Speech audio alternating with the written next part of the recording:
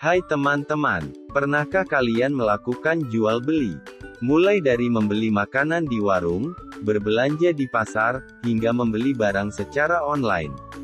Namun, tahukah kalian bahwa dalam Islam, jual beli memiliki aturan dan ketentuan yang harus dipenuhi agar sah dan berkah?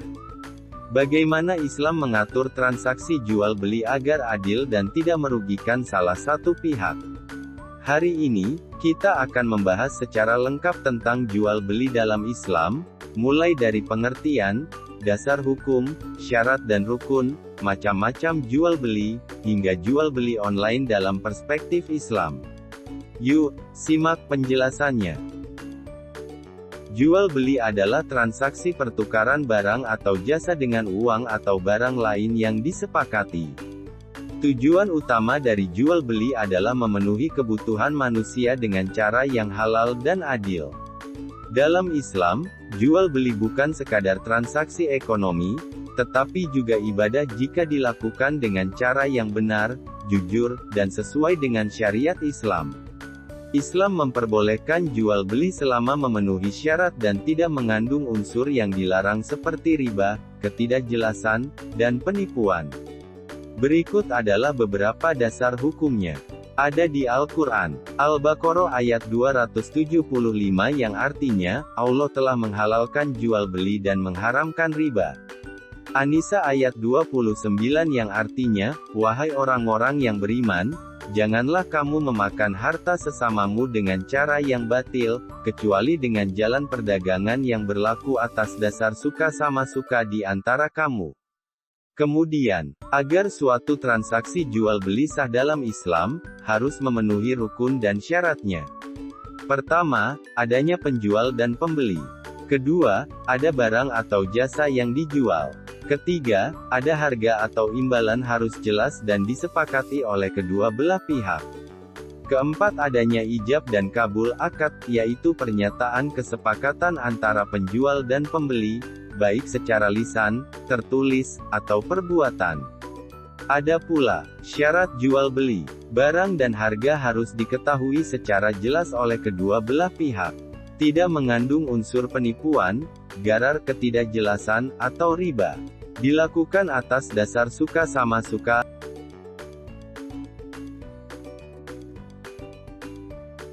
Lalu ada juga macam-macam jual beli dalam Islam. Di antaranya, jual beli biasa tanpa menyebutkan harga pokok. Ada juga jual beli dengan menyebutkan harga pokok dan keuntungan yang diambil. Ada pembayaran dilakukan di awal, sementara barang dikirim belakangan. Serta jual beli sistem PO, di mana barang dibuat berdasarkan pesanan. Selanjutnya, jual beli online dalam Islam. Di era digital, jual beli online semakin marak. Dalam Islam, jual beli online diperbolehkan dengan syarat. Pertama, barang dan harga harus jelas. Penjual wajib memberikan deskripsi yang sesuai dengan barang aslinya. Kedua, tidak ada unsur penipuan.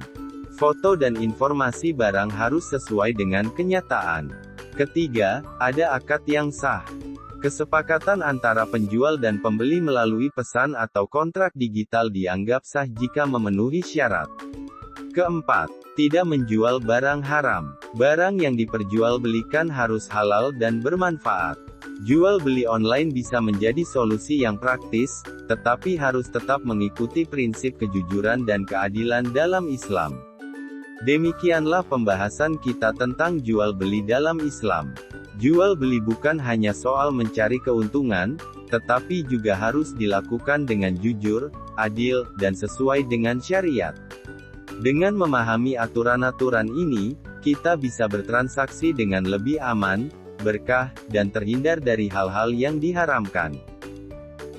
Teman-teman, pernahkah kalian berutang atau meminjamkan uang kepada seseorang? Bagaimana Islam mengatur utang piutang agar tidak merugikan salah satu pihak? Apakah ada syarat dan ketentuan tertentu yang harus dipenuhi? Utang piutang dalam Islam yaitu memberikan harta atau uang kepada orang lain dengan ketentuan harus dikembalikan di kemudian hari. Islam membolehkan utang piutang sebagai bentuk tolong-menolong, tetapi dengan syarat tidak ada unsur riba, penipuan, atau ketidakjelasan. Islam memperbolehkan utang piutang dengan dalil berikut. Al-Baqarah ayat 282 yang artinya menganjurkan pencatatan transaksi utang piutang agar tidak terjadi perselisihan. Utang piutang dalam Islam adalah bentuk kebaikan yang dianjurkan, tetapi harus dilakukan dengan jujur, bertanggung jawab, dan tanpa riba. Jika seseorang berutang, maka wajib mengembalikannya sesuai kesepakatan. Teman-teman, pernahkah kalian mendengar istilah riba?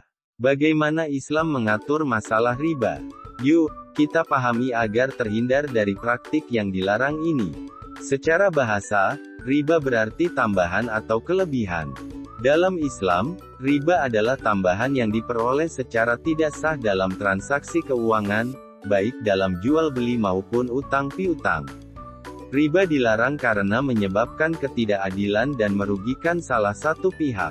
Ada juga jenis-jenis riba. Pertama, riba qardha, yaitu tambahan yang disyaratkan dalam pinjaman uang. Contoh, meminjam 1 juta rupiah, tetapi harus dikembalikan 1.200.000 rupiah. Kedua, ada riba jahiliyah, yaitu denda tambahan karena peminjam tidak mampu membayar utangnya tepat waktu. Selanjutnya, hukum riba dalam Islam. Riba diharamkan dalam Islam berdasarkan dalil berikut. Di Al-Quran, Al-Baqarah ayat 275 yang artinya, Allah telah menghalalkan jual beli dan mengharamkan riba. Selanjutnya hadis Rasulullah. Rasul bersabda, Allah melaknat pemakan riba, pemberi riba, pencatat transaksi riba, dan saksi-saksinya. Riba adalah dosa besar yang berdampak buruk bagi individu dan masyarakat. Islam telah memberikan solusi melalui jual beli yang adil dan sistem keuangan syariah. Semoga pembahasan ini menambah pemahaman kita dan menjauhkan kita dari riba. Mari kita pilih transaksi yang halal agar hidup lebih berkah. Menyelesaikan pembahasan hari ini. Semoga ilmu yang kita pelajari bisa menambah pemahaman dan bermanfaat dalam kehidupan sehari-hari. Terima kasih atas perhatian dan partisipasi teman-teman. Sampai jumpa di pembelajaran berikutnya. Semangat belajar!